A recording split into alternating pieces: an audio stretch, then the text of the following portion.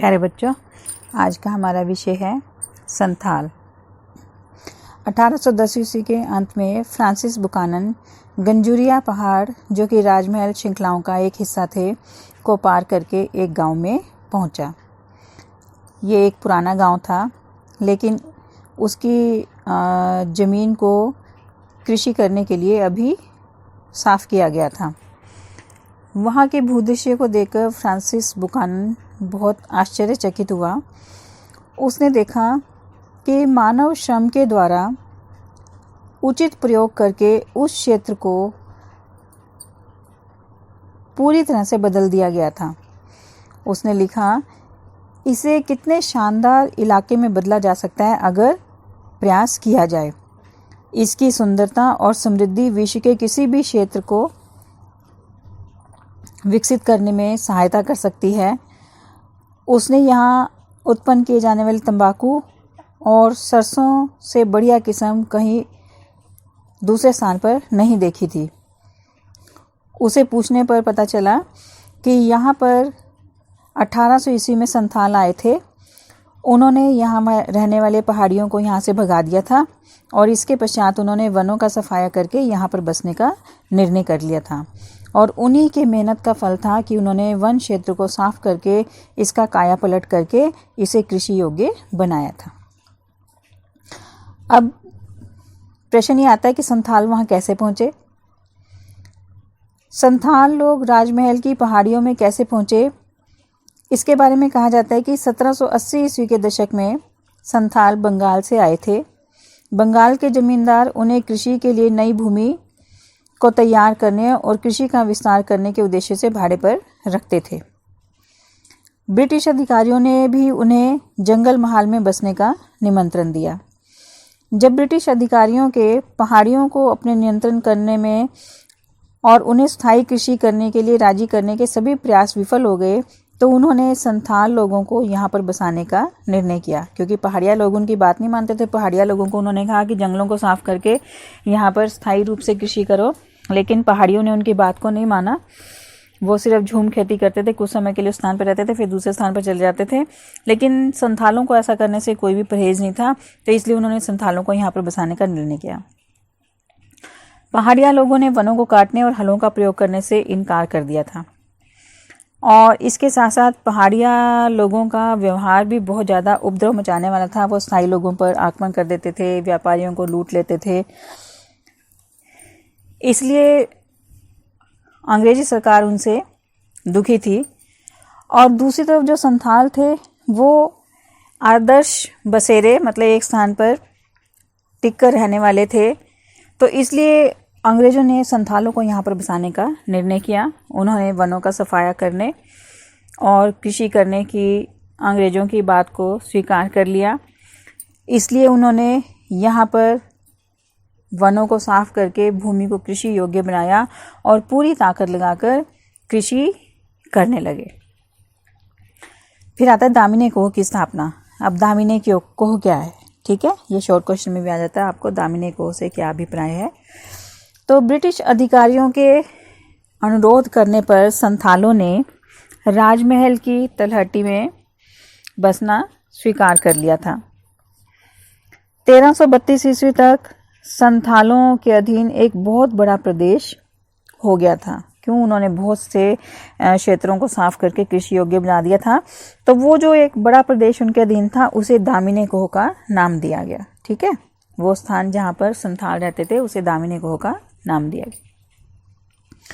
इसे संथालों की भूमि घोषित कर दिया गया और संथालों को इसी भूमि के अंदर रहने का आदेश दिया गया। वो यहाँ पर हल चला सकते थे, खेती कर सकते थे और स्थायी रूप से बस सकते थे।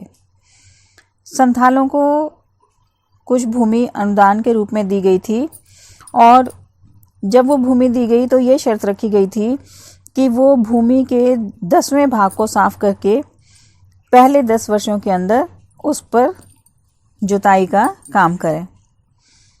इस पूरे क्षेत्र का सर्वेक्षण करके मानचित्र तैयार किया गया। इसकी सीमा तय करने के लिए इसके चारों तरफ खंभे गाड़ दिए गए और पहाड़िया और मैदानी लोगों से संथालों को पूरी तरह से अलग कर दिया गया। इसको दामिनेको का नाम दिया गया और दामिनेको की स्थापना हो जाने के बाद संथालों की बस्तियों में बहुत तीव्रता से वृद्धि हुई। संथालों के गांवों की संख्या 1838 ईस्वी में 40 थी, जो 1851 ईस्वी में बढ़कर 1473 हो गई थी। मतलब कितना उन्होंने विकास कर लिया था, कितने बड़े क्षेत्र के ऊपर उनका अधिकार हो गया था।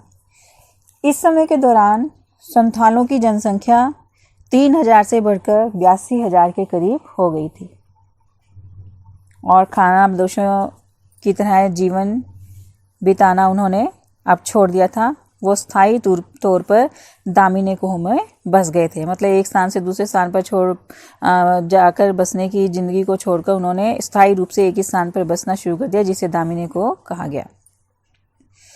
वे अनेक व्यापारिक फसलों की कृषि करते थे और साहूकार और व्यापारियों के साथ लेन देन भी करते थे। जैसे जैसे संथाल कृषि का विस्तार करते गए, वैसे वैसे कंपनी के राजस्व में भी वृद्धि होती चली गई। ये कंपनी के लिए एक लाभकारी कदम सिद्ध हुआ संथालों को यहाँ पर बसाना, क्योंकि पहाड़ियों से उनको इस प्रकार का कोई भी लाभ नहीं था। ना पहाड़ियाँ उनसे बातचीत करने के लिए तैयार थे, ना वो स्थायी रूप से बसने के लिए तैयार थे, ना वो जंगलों को काटकर कृषि योग्य भूमि का विस्तार करने के लिए तैयार थे। इसीलिए संथालों को यहाँ पर लाकर बसाया गया और संथालों के यहाँ पर बसने से और उनके द्वारा की जाने वाली मेहनत से कृषि का विकास हुआ, विस्तार हुआ और कंपनी के राजस्व में भी वृद्धि होनी शुरू हो गई। फिर उसके बाद है पहाड़िया लोगों का प्रतिरोध। जब संथाल राजमहल की पहाड़ियों में आकर बसे तो पहाड़िया लोग इसे सहन करने के लिए तैयार नहीं थे, क्योंकि वो इसे अपनी निजी संपत्ति मानते थे। यहाँ पर वो रहते थे, लेकिन जब संथाल यहाँ पर आकर बसे तो उनका उनसे घृणा करना जायज़ था। उन्होंने संथालों का घोर विरोध किया, लेकिन क्योंकि संथालों का समर्थन ब्रिटिश सरकार कर रही थी, संथालों को पूरा सहयोग ब्रिटिश सरकार का मिल रहा था, इसलिए पहाड़िया लोग उनका मुकाबला ना कर सके और मजबूर होकर उनको पहाड़ियों के भीतर की ओर जाना पड़ा। उनके निचली पहाड़ियों और घाटियों में नीचे की ओर आने पर प्रतिबंध लगा दिया गया। जहाँ पर संथाल बसे हुए थे वहाँ पर पहाड़ियों के आने पर प्रतिबंध लगा दिया गया। इसलिए वे ऊपरी पहाड़ियों की चट्टानों और अधिक बंजर प्रदेशों और भीतरी शुष्क भागों तक सीमित होकर रह गए। वहाँ से बाहर आने का उनको ना तो अधिकार था, ना उनको कोई इजाज़त थी। तो इससे जो उनकी एक जीवन शैली थी, जो स्वतंत्र जीवन वो जीते थे, उसके ऊपर गहरा आघात लगा और नई ज़मीनें ना मिलने के कारण परंपरागत झूम खेती भी ना कर सके, क्योंकि पहले वो एक स्थान पर कृषि करते थे, फिर कुछ समय बाद उसको छोड़कर दूसरे स्थान पर चले जाते थे। लेकिन अब उनको जब एक ही स्थान पर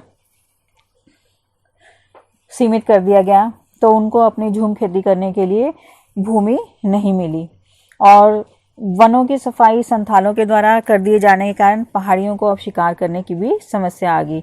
इसलिए पहाड़ियों को अपने जीवन में बहुत सी मुश्किलों का सामना करना पड़ा। फिर उसके बाद आ जाता है संथाल विद्रोह। पहले पहाड़िया लोग यहाँ बसते थे, अंग्रेजों ने पहाड़ियों को हटाकर यहाँ पर संथालों को बसाना शुरू कर दिया, लेकिन धीरे धीरे संथालों के लिए भी यहाँ पर रहना मुश्किल हो गया। परिस्थितियाँ उनके विरुद्ध होनी शुरू हो गई। उन्होंने जिस भूमि को अपनी मेहनत के द्वारा कृषि योग्य बनाया था, अब उनके नए मालिक जमींदारों को बना दिया गया।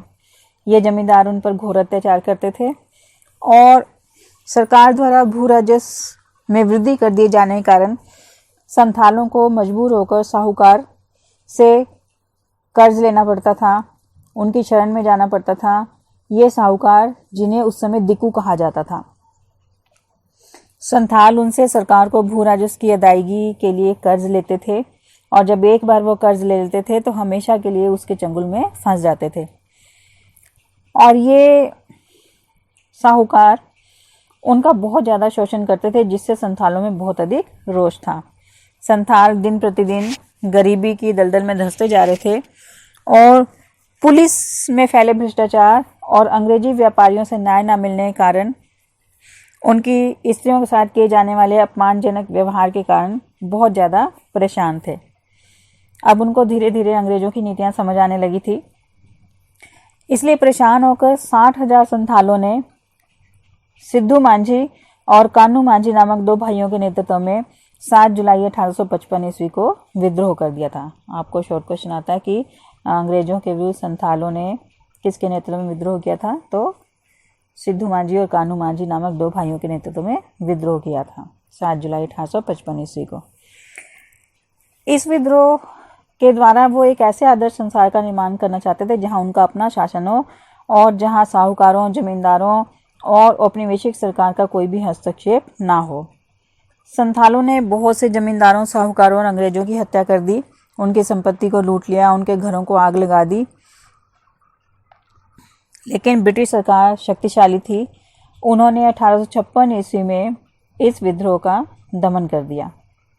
बहुत ही निर्ममता से, बहुत ही अत्याचारों के द्वारा उनकी हत्या करनी शुरू कर दी और इस विद्रोह को दबा दिया गया। इस विद्रोह के दमन में बर्दवान के महाराजा मेहताब चंद ने भी अंग्रेजों को पूर्ण सहयोग दिया और इनके विद्रोह का दमन करने के पश्चात वहाँ पर शांति स्थापित करने के उद्देश्य से संथालों के लिए एक अलग संथाल परगना स्थापित कर दिया, जिससे कि वो अंग्रेजों के लिए किसी भी प्रकार की मुश्किल खड़ी ना कर सके।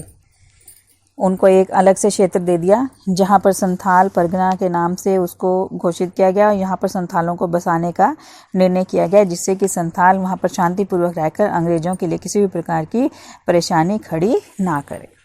धन्यवाद।